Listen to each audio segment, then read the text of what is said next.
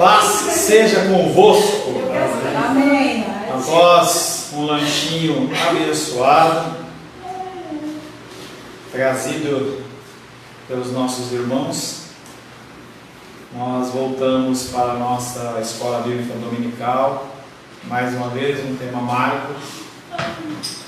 E nem o chocolate 70%, amargo. Tem gente que gosta do chocolate amargo, né? Eu prefiro chocolate doce. Melhor doce ou doce? Melhor amargo. Doce. Amargo. Estamos tratando sobre o pecado do orgulho, em especial o orgulho moral. E nós falamos que quando adotamos esse tipo de mentalidade, ou fazemos esse tipo de comentário, escorregamos no pecado de superioridade moral. Que comentário? Como que essa pessoa fez isso? Como que ele conseguiu descer esse ponto? Como então nos guardaremos desse pecado? Se ele é tão comum, se ele é tão fácil de praticar, é tão aclamado e agraciado pelas pessoas. Primeiro, adotando uma atitude humilde, baseada na verdade que é só pela graça de Deus que eu não estou na mesma situação. Quando você olhar para uma pessoa, isso eu tenho falado com frequência. Quando você vê uma pessoa numa situação de pecado e alguém repreender, você tem que falar, ainda bem que Deus não permite que nós estejamos nessa mesma situação. Então eu dei alguns exemplos para você no fim da aula de possibilidades. Tem uma matéria dentro de teologia que chama ética cristã. Até quando? Até onde?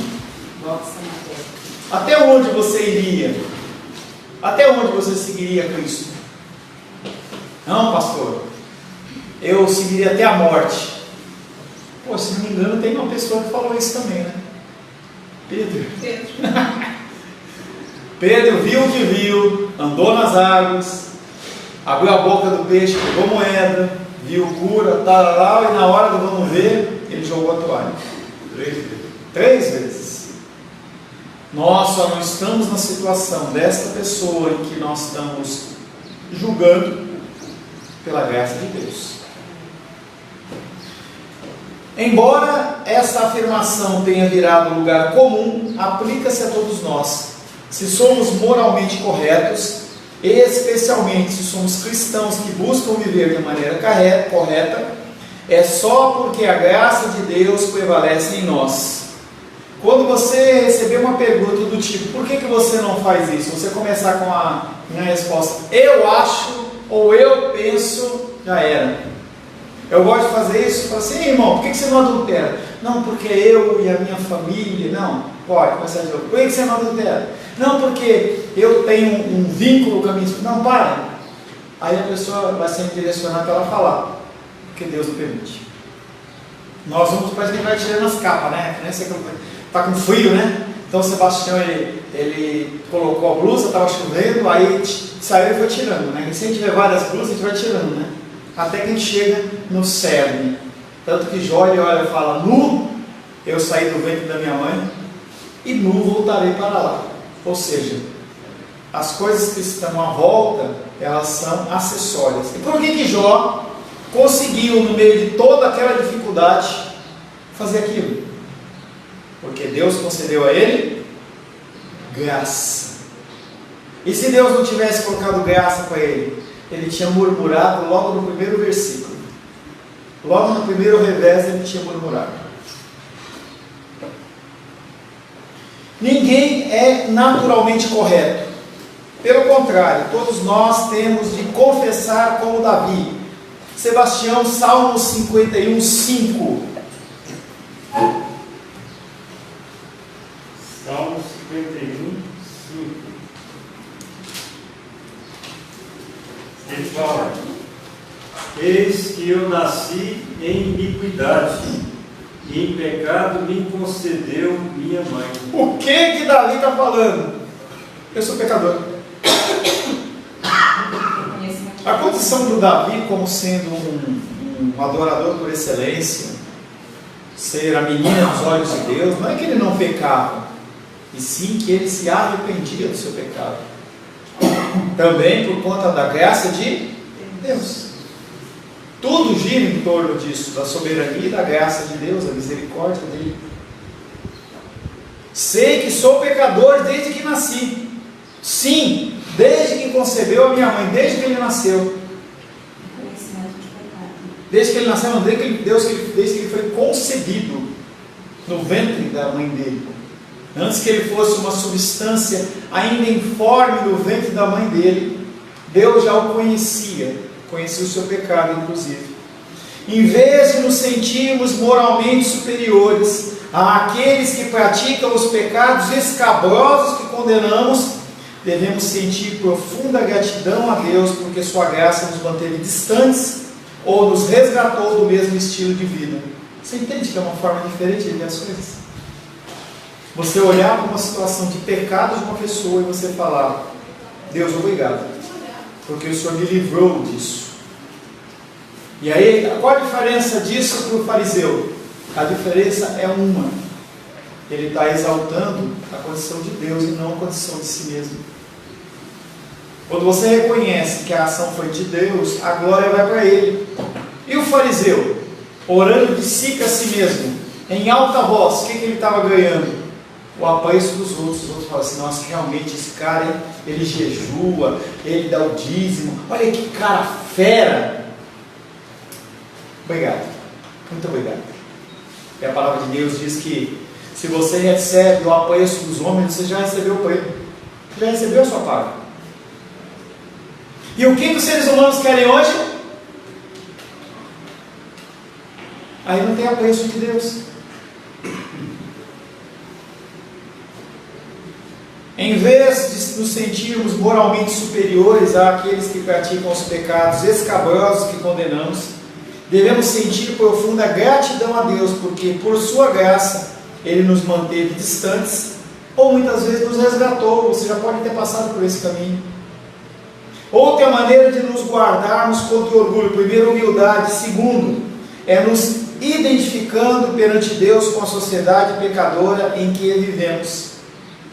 Após o cativeiro na Babilônia, quando muitos judeus retornaram a Judá, Esdras, o habilidoso escriba da lei de Moisés, voltou a ensiná-lo ao povo de Deus. Esdras capítulo 7, verso 10. Diene, por gentileza.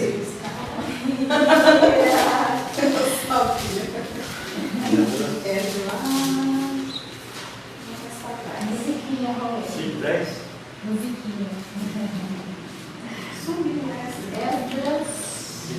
Esdras, Neemias.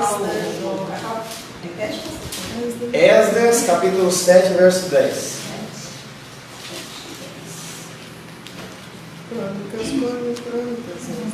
Porque Esdras tinha disposto o coração para buscar a lei do Senhor, e para cumprir e para ensinar em Israel os seus estatutos e os seus juízos. A Bíblia afirma que Esdras tinha se disposto no coração a estudar a lei do Senhor e a praticá-la. Tem um outro texto que está em Daniel, é mais claro que esse. Deixa eu achá-lo.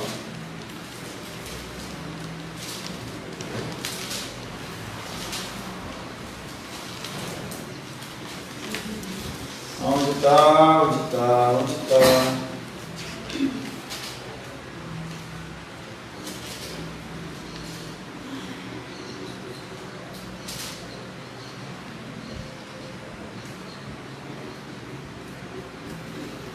Esdras não, Luísa, Daniel capítulo 9. Onde fica Daniel? No Antigo Testamento.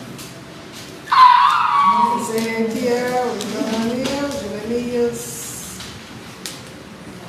Lamentações, Ezequiel e Daniel. Depois de Ezequiel. Ezequiel é grandão, hein? Amós, não, Abacuque também. Antes de Amós. Isaías, Jeremias, Daniel o quê? 9, 9 20. Falava eu ainda e orava, e confessava o meu pecado e o pecado do meu povo de Israel, e lançava a minha súplica perante a face do Senhor, meu Deus, pelo monte santo do meu Deus. Se você pegar do capítulo 9, do versículo 1 em diante, você vai ver que Daniel está confessando o pecado dos outros e não dele. Daniel 9,4. Vai lá, Lúcio, mais um. Orei ao Senhor, meu Deus, confessei e disse: Ah, Senhor, Deus grande e temível, que guardas a aliança e a misericórdia para com os que te amam e guardam os teus mandamentos. Temos pecado e cometido iniquidades, procedemos perversamente e fomos rebeldes, apartando-nos dos teus mandamentos, dos teus juízos. Não demos ouvidos aos teus servos, os profetas, que em teu nome falaram aos nossos reis, nossos príncipes e nossos pais, como também todo o povo da terra. Dentro do que nós conhecemos de Daniel, ele praticou isso? Não. Daniel ele foi contado como um justo. Tanto que quando nós olhamos lá em Apocalipse, uma das duas testemunhas pode ser Daniel. Mito, errado. Não tem nada a ver com Daniel.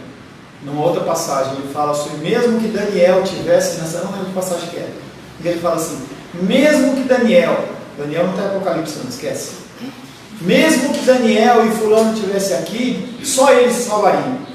E aí ele está falando que ele está contando, está pedindo perdão por o pecado da nação, que a nação não ouviu os profetas, que tocou os deuses e tudo mais. Ele está se apropriando. O que é isso? Ele não está falando que ele é superior àqueles homens, mesmo sendo. Pastor, agora, tirar uma dúvida que a gente acaba trazendo de outras igrejas, né? A gente não, você que está trazendo. Tá. Você está trazendo essa dúvida, Odile? Não. Tá bom. Então, assim... Vá direto à sua pergunta, não precisa contar a história toda, não. Tá bom. É assim, então ele está pedindo perdão do pecado atual da nação. Agora, e essa questão de, às vezes, confessar pecado do passado, às vezes pecado da nação de antigamente, maldição hereditária, essas coisas. Eu não quero fugir do assunto. Você não está fugindo, só que você está falando duas coisas separadas, diferentes. Eu não quero fugir do assunto, eu quero só a resposta direta de essas coisas de maldição. Eu não vou tratar de maldição hereditária hoje. Não, eu só quero assim, entender assim, a gente confessa, Deus leva essa validade de pecado do passado, da nação ou individual? Mas fala uma coisa para mim, quando você confessa um pecado, você confessa um pecado futuro? Quando você confessa um pecado? É de algo que você fez. Então só coisa atual, pecado do passado Deus já não leva em conta. Quem disse isso? Quando você pede perdão de um pecado, você pede perdão de um pecado do futuro ou do passado? Então é só coisa atual. Não, querida. Se você cometeu, ele já é passado. Ah. Eu menti agora. Não é um pecado atual, é um pecado que já é do passado. Passou um segundo, já é passado. O que você não tem que fazer, aí você vem com o negócio da maldição hereditária, que é outra coisa que não tem nada a ver com isso. Confessar o pecado de alguma coisa que aconteceu não há problema. Como que Deus não leva em conta? Sim, Deus leva em conta. Porque Ele traz à memória os delitos do nosso coração para que nós possamos nos arrepender e então pararmos de fazer aquela prática. Em cima dos pecados da nação, idem. Que é o que os profetas sempre fizeram. Que é o que os profetas sempre fizeram. Daniel, quando ele pediu perdão, ele estava pedindo perdão. Daniel é lá no cativeiro babilônico. Ele está pedindo perdão pelos pecados lá da época de Salomão. 100, 200, 300, 400 anos antes. As pessoas, quando a gente lê Reis e Crônicas, a gente não vê isso. E fizeram mal aos olhos do Senhor. Não foi isso? Não é culpa. Não já era um pecado perdoado? Quem disse que era perdoado? Era uma coisa que ainda precisava de perdão? Mas quem pediu perdão por aquele pecado? Não sei. Entendi. Daniel, naquele momento, ele estava vendo a situação da nação. E ele fala, a causa desse pecado da nação é isso, e eu vou pedir perdão para isso. Viu como é mais legal quando você faz a pecado assim? A pergunta, você faz uma pergunta e está com dúvida. Esse é o sentido dominical. Eu tenho uma dúvida. Pastor, como é isso? O que é isso? Entendeu? Porque senão a gente fica rodeando de perder tempo. A Bíblia afirma que Esdras tinha se disposto no coração a estudar a lei do Senhor e a praticar a lei, ensinar a Israel seus estatutos e normas. Como que Daniel chegou nessa oração? Ele tinha um padrão de escrituras. E ele começou a analisar e viu, opa, Deus falou que esse povo vai ficar 70 semanas aqui. Vai ficar preso, cativo. Para quê? Para ficar no cantinho do castigo? Não, para se tornar melhor. Se tornaram, não. Continuaram a mesma coisa. Mas Deus fez a parte dele. Em vez de nos sentirmos moralmente superiores àqueles que praticam os pecados escabrosos, nós temos que olhar para aqueles pecados e falar assim, ainda bem que Deus ele não permitiu que eu estivesse naquela condição. É óbvio que Esdras foi um homem virtuoso que viveu de modo exemplar, beleza. Ele foi levantado como um sacerdote depois do cativeiro babilônico, por Deus. Mesmo assim, nas ocasiões em que observou algum pecado extremo entre o povo, ele se identificou com o erro, mesmo que não tivesse culpa alguma. Você já imaginou se a gente começasse, em vez de culpar os políticos, quem quer que seja, governo atual, governo passado, em vez disso a gente começasse a pedir perdão ao Senhor? Deus, me perdoa por toda a roubalheira que teve no governo de XYZ. Deus, me perdoa, nos perdoa como nação, porque nós não temos feito isso, feito aquilo outro. Deus nos perdoa porque nós temos tratado as pessoas de tal maneira que elas têm nos culpado de homofobia. É um posicionamento totalmente diferente. Você sai da condição de acusador, que é a figura de Satanás, para ser uma figura de pacificador, que é a figura de Cristo. Como nós cometemos esse pecado? Quando nós vemos a manifestação homossexual, homoafetiva na mídia, o que a gente faz? Será que nós confessamos, Deus, perdão pela nossa condição de homossexualismo? É uma visão totalmente nova para nós. Na Bíblia não. Daniel fez isso. Esdras, capítulo 9, verso 6. Alguém abre, por gentileza. Rosângela, por favor. Exatamente o que os profetas faziam. Esdras, capítulo 9, verso 6. E disse, meu Deus, estou confuso e envergonhado para levantar a ti a face. Meu Deus, porque as nossas iniquidades se multiplicaram sobre a nossa cabeça e a nossa culpa cresceu até aos céus. Ele é um homem virtuoso, ele não fez isso. Lembra de Jó? No começo de Jó, o que ele fazia em relação aos filhos dele? Fazia oferta pelo pecado dos filhos, caso ele tenha um pecado. Além de orar pelos filhos, além de pedir perdão pelos filhos, ele fazia sacrifício, porque se os filhos tivessem pecado, ele já tinha pedido perdão. São homens que são considerados como virtuosos, mas mesmo assim, eles assumem a culpa para ele. Será que as pessoas vão achar estranho se a gente começar a orar assim? Deus não. Numa reunião de oração assim, você falar, o pastor fala assim, ora pelos homossexuais, e você ora assim, Deus, perdão pelo nosso pecado de homossexualismo. Aquela pessoa não sabia que o pastor Paulo era gay, não sabia. Mas é isso que eles fazem. E aí o sentido da acusação muda. Oh meu Deus, estou por demais confuso e envergonhado para levantar o meu rosto a ti. Meu Deus, porque os nossos pecados cobrem a nossa cabeça e a nossa culpa sobe até o céu. Que loucura! Veja como ele se inclui na confissão de culpa, nossos pecados, nossa culpa. Ao testemunharmos a degradação moral crescente da sociedade, nós deveríamos adotar a mesma atitude de Esdras. E ela vai nos proteger do quê? Do pecado da moralidade, do orgulho da moralidade. É muito, posso falar? É muito incrível isso, porque o pecado é coletivo e todos pecaram e carecem da glória de Deus. Todos carecem. Você fez uma junção meio perigosa de versículos aí. Porque um está falando uma coisa e o outro está falando outra. Mas, vai. Encaixou. Só porque você é minha esposa, eu vou... perdoado. Está perdoado. Entendeu? Todos carecem da glória de Deus e é 100% das pessoas, que é exatamente o que o texto fala sobre o contexto do pecado, do orgulho, da moralidade. Você não pode esquecer que você continua carecendo da glória de Deus. Sim. Mesmo salvo? Mesmo salvo. Mesmo salvo. Sério. Sério. Podemos ir embora? Segundo tipo de orgulho, primeiro da moralidade, segundo da doutrina. Isso para a cultura reformada é um prato cheio, né?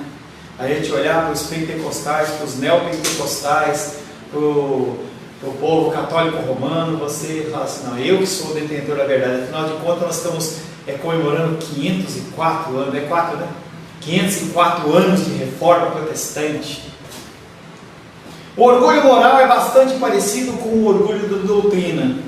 A presunção de que nossas crenças doutrinárias, seja qual for, estão corretas, e de que quem não pensa igual a mim é teologicamente inferior. Tem denominações que falam assim, fulano da outra igreja não é meu irmão. Ele é o quê? Primo. Primo. Ah? Por que primo? Não, é uma pessoa distante. Pode ser que ele chegue ainda ao conhecimento da verdade como eu. Mesmo Deus é um Deus. Nós que nos preocupamos com a doutrina, e temos que fazer isso, tá? Se preocupe com aquilo que você acredita. Se preocupe com aquilo que você come. Se preocupe com aquilo que você fala, que você lê. E aí eu não estou querendo ser policial do seu cristianismo, mas eu me preocupo com o que você lê. Dependendo do que você lê, eu construo uma coisa aqui e você destrói em casa. Por quê? Porque a pessoa vai falar outra coisa, que foi o cerne da minha conversa com a Menísia dentro do contexto da que a gente estava falando lá, em que ela estava defendendo um ponto e eu falava, o que essa pessoa fala, mesmo que seja de uma maneira velada, ela está falando contra o cristianismo. Não tem como. É como você querer fazer união entre luz e trevas. Não tem como. A raiz da coisa fala, é desse jeito, então não tem como, mas eu sou um bandista cristão, não dá. Eu sou budista cristão. É como você vê na faixa das igrejas assim, igreja reformada neopentecostal, não tem como. Ou é uma coisa ou outra, não tem como. E você tem que decidir o caminho que você segue. E não dá, tem alguns caminhos que não dá para você caminhar junto, não dá. Então quando tem, por exemplo, eu participei de um dos eventos, eu não lembro o que era, estava lá no congresso, lá, naqueles negócios lá na praça lá, e aí tinha um caminhão de som que era para a defesa da família, é o espírita, é o budista, não sei o que, não, vamos nos unir e fazer um clamor só, não! Ecumênico, não dá, ou é ou não é. Então o cerne da nossa discussão deveria ter ficado nesse padrão. Mas aí eu me orgulhei. E aí nós temos que entender que as pessoas elas não fazem ou não seguem, muitas vezes porque elas não sabem. E se você se colocar numa posição de orgulhoso, as pessoas não vão te ouvir. Que é a condição do conselheiro bíblico. Quando eu estou aconselhando alguém, eu me compadeço com aquela pessoa. A pessoa não consegue ver nos meus olhos que eu não estou julgando ela. Eu estou querendo ajudá-la na conclusão daquele problema. Eu não aprovo, mas é diferente do que... Sem vergonha, hein? De novo, hein? É aquela piadinha, né? Já contei uma vez, vou contar de novo. Eu sou pastor, hein? Imagina, vamos pegar aqui, vai. Eu olhar para o Sebastião está com a camiseta do leão lá, né? O leão de Judá, tá? Imagina, Dini, se você hoje, para você vir para a igreja, você tivesse que trazer ovelhas para o sacrifício do pecado toda semana. E encheu o ônibus. E a Dini lá na frente. E eles olhavam para ele e falavam assim, olha lá, pecou de novo, safada. A condição é essa. Nós temos que olhar para as pessoas, não com o espírito de julgamento, e sim no espírito de exortação, no sentido de tentar fazer com que a pessoa saia do problema. Pressionar na medida que consegue. Se você apertar demais, Sebastião fez mecânica, né? Se apertar muito o parafuso, o que acontece com ele? Chega uma hora que o quê? A rosca explora, né? Pá! Estoura. Ou a rosca espana, ou então chega um ponto em que o eixo, é física isso, você vai apertando o negócio, chega uma parte que aparentemente para você é igual, mas não é. Aí você vai forçando, chama tensão de cisalhamento. Lembrou disso, Sebastião? Chega uma hora que rompe, porque não consegue. Você tem que ter a medida certa para falar com a pessoa. A pessoa tem que estar entendendo que você está querendo ajudá-la, e você não pode exercer uma correção muito grande.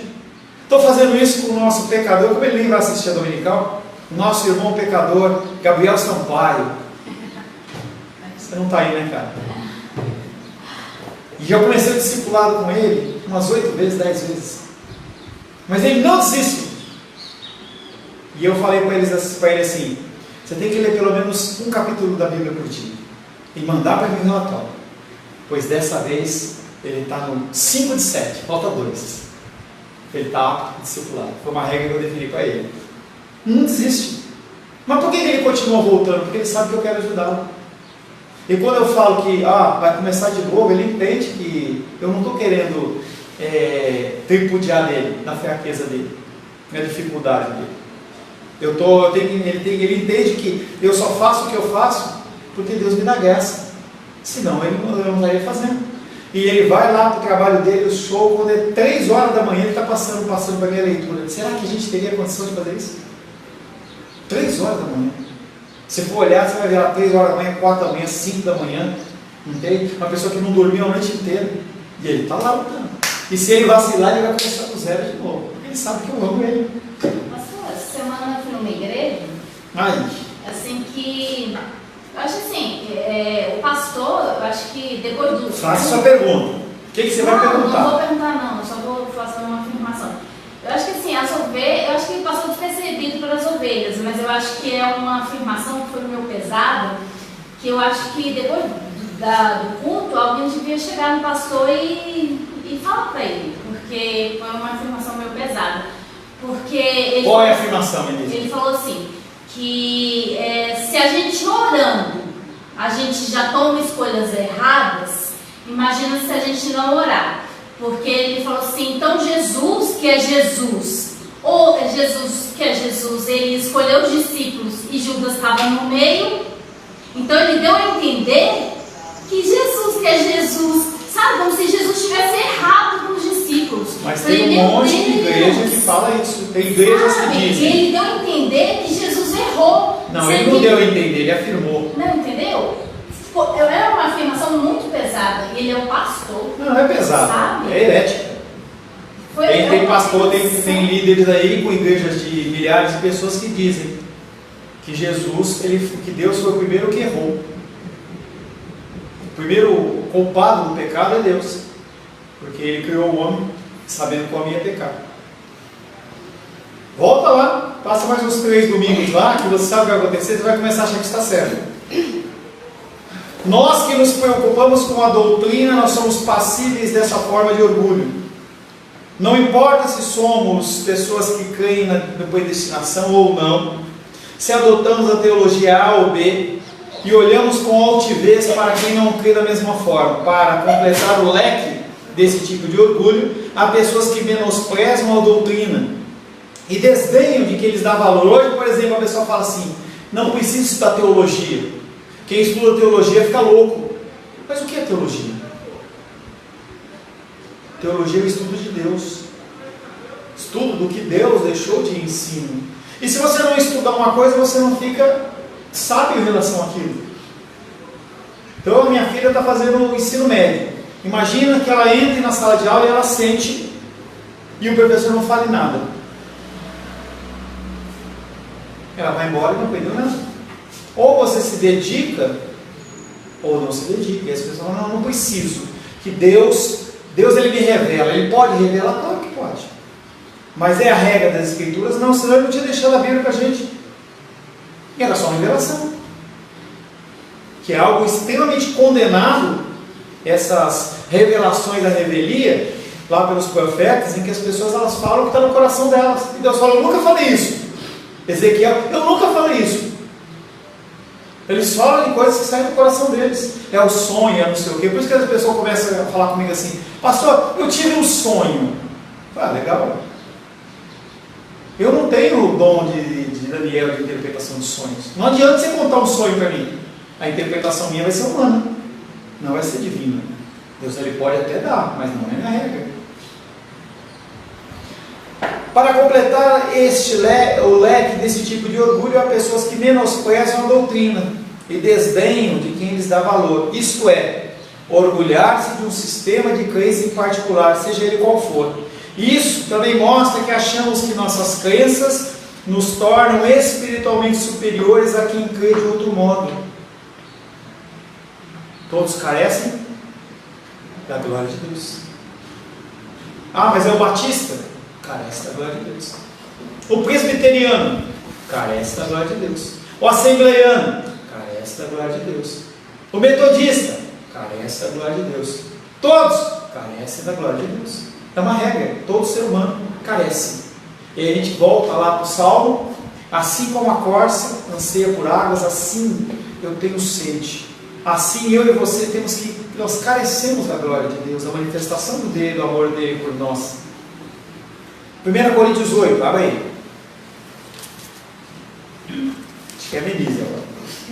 Não, foi a... Não, é a Menise. 1 Coríntios 8, deixa aberto aí.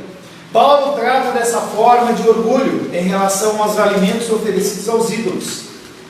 Alguns cristãos de Corinto achavam que comer ou não comer esses alimentos fazia parte da liberdade cristã. Paulo não discordou da conclusão deles. Todavia os repreendeu por causa do orgulho doutrinário resultante do que criam. 1 Coríntios 8:1. No que se refere às coisas sacrificadas a ídolos, reconhecemos que todos somos senhores do saber. O saber ensoberbece, mas o amor edifica. Tá? Então o que o apóstolo Paulo está falando, e aí as pessoas falam: ah, mas a letra mata, o espírito vivifica. Por isso que eu não leio a Bíblia, eu não estudo a Bíblia. Totalmente fora de contexto. O que ele está falando é que nós temos que ler as Escrituras, nós temos que praticar as Escrituras e aplicá-las segundo a ótica do Espírito Santo. Então, se eu estou tratando com a Menísia, que é uma pessoa madura espiritualmente, eu falo num jeito, porque eu sei que ela vai entender. Se eu estou tratando com a Diene, que é uma pessoa que está nova na fé, eu tenho que tratar de outra maneira, para que ela possa entender. O apóstolo Paulo fala: eu me fiz louco para pregar para os loucos. O que é isso? Não é que nem lá a gente viu lá na internet, que eu coloquei lá para vocês, o culto pet, né? Não é invenção de coisas. Você abaixa o seu nível para você falar com a pessoa no mesmo nível que a pessoa, para que a pessoa entenda. E às vezes com comida sólida engasga o ouvido. Que é o que é citado. O apóstolo Paulo, ele fala assim: eu gostaria de dar comida sólida para vocês, mas vocês ainda estão no leite espiritual. Não tem como dar. Se eu der, você engasga, eu mato você. Então, a conversa nossa, ela tem que ser pautada no contexto de sempre ser o correto, falar o que é correto, mas dentro da linguagem daquilo que as pessoas entendam. Se a pessoa ela não tem conhecimento, não adianta você querer. Por isso que aconselhamento bíblico só se dá com pessoas que são cristãs. Como que eu vou falar com um jovem que está acostumado a ter relação sexual com a namorada o tempo todo, que ele deve se guardar para o Senhor, sendo que a sociedade fala que não? Como que eu posso falar para um jovem que está lutando contra o homossexualismo, que ele tem que abandonar essas práticas e falar sobre pecado, falar sobre santificação do corpo, se todo momento, malhação, novela, qualquer filme, tudo fala que o homossexualismo é tudo certo? Eu tenho que falar com amor, mas não deixar de falar. O apóstolo Paulo fala: como é que eles vão se converter se não há quem pregue? Se não há quem fale a verdade? Não é o que eu acho, não é o que eu penso, é o que a verdade e a palavra de Deus diz. Paulo concorda com o conhecimento dessas pessoas. Isto é a crença doutrinária delas sobre comer alimentos oferecidos aos ídolos. Qual a diferença de você comer uma comida normal, feita pela minha esposa, ou pelo Pai Santo? que faz lá o demanaias dele, lá, vai passar a comida, vai passar o demônio. Eu acho que eu já falei, mas é engraçado. Uma vez vendo lá uma pregação de uma igreja dessas aí, e aí estava o demônio lá, né? Com as mãos para trás. Você já viu o demônio? Já viu o cara demoniado, não? E o pastor falava para ele assim: quem é você? Ele falou assim: eu sou a legião. O que você quer fazer com ele? Eu vou matar ele. Não vai matar não, você. Não vai, vai. Me diz uma coisa, como é que você entrou nele? Foi quando ele comeu a farofa. O cara comeu uma farofa que estava lá no encruzilhado, e aí o demônio falou: gente, não existe isso. O apóstolo Paulo está falando, não tem diferença entre você comer uma comida que é consagrada e não é consagrada. Se você pegar a comida e orar, eu abençoo essa comida em nome de Jesus, acabou. Não tem conversa. Mas o que ele está discorrendo é, por conta da fraqueza dos outros, não coma. Não é falar: eu sou ignorante, tem nada a ver, olha, eu vou comer, é 3 colheres do negócio. Não é isso. Ele está falando que você é um ser orgulhoso, doutrinário. Paulo concorda com o conhecimento dessas pessoas, isto é, a crença doutrinária dela sobre comer alimentos oferecidos aos ídolos, porém, as acusa de orgulho doutrinário. O conhecimento havia deixado esse pessoal arrogante. Seu besta, você está querendo fazer isso aí? Bobeira, tolice. Se você acredita no livre-arbítrio, ou se você acredita na predestinação, ou se a opinião sobre o fim dos tempos, ou o desdém de outras crenças bíblicas levam você a considerar superior a quem pensa de modo diferente, então você tem o pecado do orgulho na sua vida.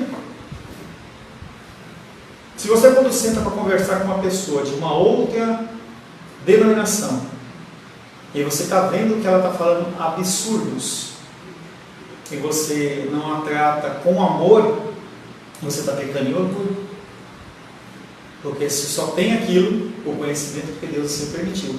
Quando eu dou aula, eu exorto bastante as pessoas em relação ao horário, e eu falo: você acha que é certo Deus ter te concedido a saúde, o recurso financeiro para você estudar, transporte, e aí você chega a hora que você quer? Qual é a sua responsabilidade em relação a isso? A gente tem que entender que as coisas, todas elas provêm de Deus. Voltamos ao assunto da soberania de novo. Qual é o respeito? Qual que é o zelo em relação às coisas? O conhecimento havia deixado esse pessoal arrogante. Com isso eu não sugiro que não devemos conhecer as verdades bíblicas e desenvolver convicções doutrinárias sobre o que a Bíblia ensina. Não estou falando isso não. Pastor, então eu não vou estudar não. É melhor eu ser leigo na história. Então, se o cara fala que é o funk gospel, oba! Lá, senta no banco e dá um. Entendeu? Se é o não sei o que gospel, porque hoje para santificar uma coisa você precisa colocar o que depois? Gospel.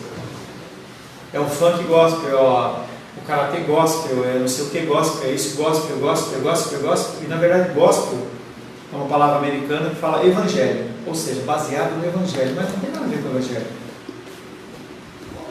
Com isso não sugiro que não devemos conhecer as verdades bíblicas, pelo contrário. Eu estou dizendo que deveríamos defender as nossas convicções com humildade, entendendo que muita avidez o nosso grau de cristianismo, que a gente atropela situações das pessoas, e a gente não abençoa ninguém com isso, nem a nós mesmos. Amém? Amém. Senhor, em nome de Jesus, agradecemos a Ti por esse início de estudo sobre o orgulho. Eu, Pai, me identifico como uma pessoa orgulhosa.